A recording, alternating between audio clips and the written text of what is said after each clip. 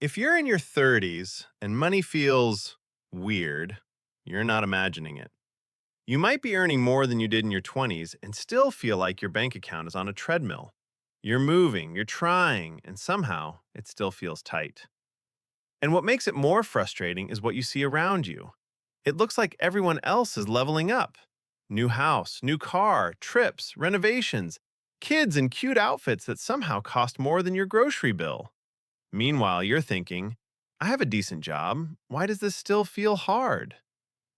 Today, we're going to talk about why your 30s feel like financial quicksand, and more importantly, how to build wealth anyway, without turning your life into a spreadsheet obsession. Calm plan, simple moves, real examples. And by the end, you'll know exactly what to focus on in this decade so your future self has options. Quick note before we jump in. This is for education, not personal financial advice. Everyone's situation is different. Here's the big idea. Your 30s are often the messy middle. It's the decade where life stops being a clean path and turns into 5 lanes of traffic merging at once. Career pressure ramps up. You're expected to be established. You might be chasing promotions, switching jobs, managing people, or just trying to keep your head above water. At the same time, life expenses get real. Housing becomes a bigger line item. Insurance gets more complicated. Maybe you have kids. Maybe you're paying for daycare. Maybe you're helping family. Maybe you're trying to save for a down payment. Sometimes it's multiple of these at the same time. That's why this decade can feel like a trap. You're doing adult things with adult costs while trying to keep momentum for the long term. So first, let's normalize something. Feeling behind in your 30s is common.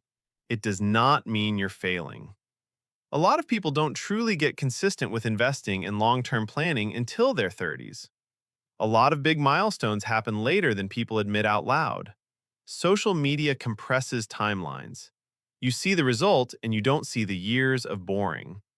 And you also don't see the hidden stuff, the debt, the family help, the two incomes, the living with parents years, the we bought at the perfect time factor. Comparing your real numbers to someone else's highlight reel is a guaranteed way to feel broke, even when you're doing fine. So here's the shift. Stop grading your finances based on what it looks like. Start grading it based on whether your plan is getting stronger. Because the truth is, building wealth in your 30s is less about one giant move and more about combining stability with consistency. If you get those two things working together, the math starts to take over. Let's talk about what's actually happening in your 30s, practically. Your income might be higher, but your fixed costs usually grow too. Rent goes up. If you buy a home, your payment is a real commitment. Property taxes, home insurance, repairs that feel like they show up out of nowhere. If you have kids, daycare can feel like a second rent payment.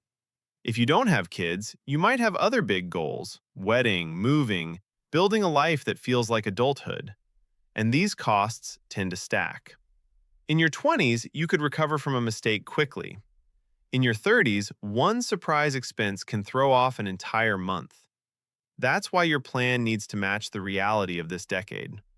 You need something that works even when life is busy, expensive, and unpredictable. So I want to give you a framework for your 30s that's simple and realistic. 3 big priorities, and then we'll get practical. Priority number 1, protect your stability. That means building margins so one bad week doesn't turn into a financial crisis. Priority number 2, automate the basics. You want saving and investing to happen in the background so you don't need constant motivation. Priority number 3, capture your growth. As your income increases over time, you don't want every raise to disappear into a bigger lifestyle. If you do those 3 things, you're building a foundation. Foundations don't feel exciting while you build them. You feel the results later. Now let's talk about compounding, because this is where a lot of people get discouraged. People hear compound growth and expect their account balance to look impressive quickly. Then they invest for 6 months, look at the numbers, and think, that's it? Here's what that means in plain English. Early on, most of your progress comes from what you put in. Later, more of it comes from growth on top of growth. Think about it like pushing a heavy shopping cart. At first, it's all effort.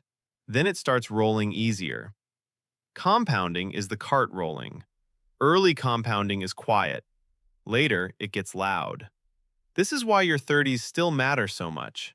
You have time for that quiet phase to become the loud phase. Let's use a simple example. Say you start investing $400 a month. In the first year, the wow factor is low. You contributed around $4,800. Your account might be up a bit, down a bit, and you'll look at it and feel underwhelmed. But fast forward.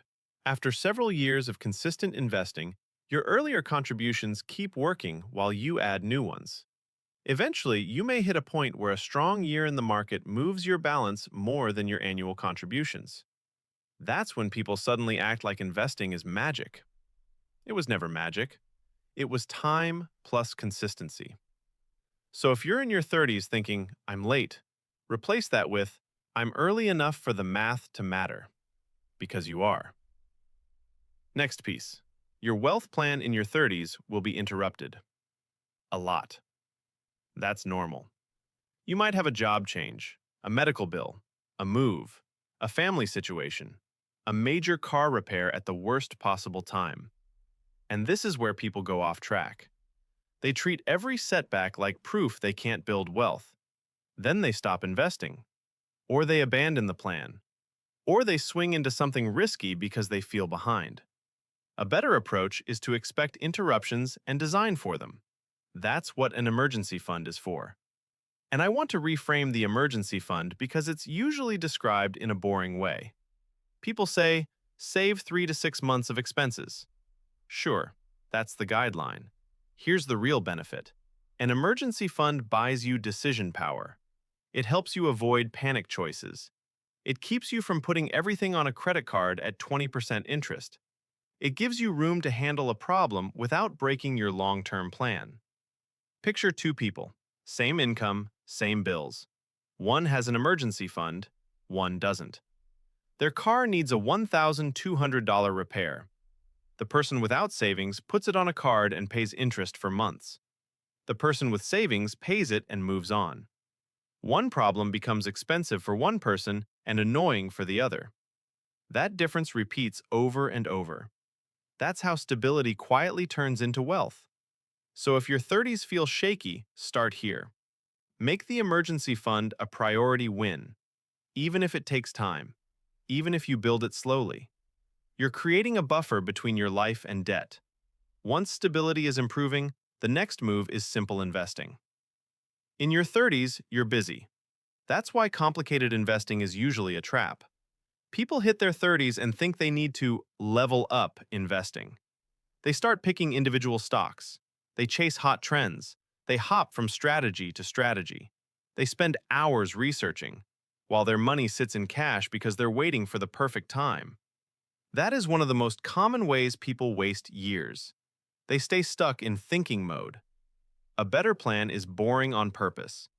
Low-cost diversified funds, index funds, target date funds inside a 401k, automated contributions, long time horizon. The goal is consistent participation in long-term growth without making it a second job.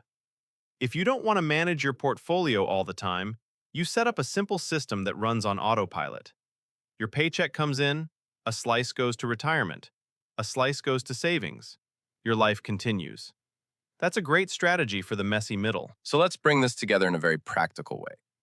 If you're in your 30s and money feels tight, even though you're doing the right things, the goal isn't to overhaul your entire life. The goal is to get a few fundamentals working in your favor at the same time. First, build your buffer. If you don't have an emergency fund yet, that's not a personal failure. It's just the next priority. Start small if you need to. 1 month of expenses is progress. 2 months is momentum. This is the thing that keeps normal life problems from turning into long-term damage. Second, keep investing boring. You don't need a complex strategy, you need consistency. Automated contributions, low-cost, diversified funds. Something that keeps working even when you're busy, stressed, or distracted by life. The win here is staying in the game. Third, Control lifestyle drift. Every raise feels like permission to upgrade everything at once. A slightly nicer place, a nicer car, more convenient spending. If you're intentional with even part of each raise, saving or investing it before you feel it, your future numbers start to look very different. None of this is flashy, and that's the point. Your 30s aren't about looking rich. They're about becoming stable enough that future choices get easier. When you build stability and layer consistency on top of it, time does the heavy lifting. So if you've been feeling behind, stuck, or frustrated, take a breath. You're not broken. You're in the messy middle. And the work you do here compounds quietly. A decade from now, your future self doesn't need perfection.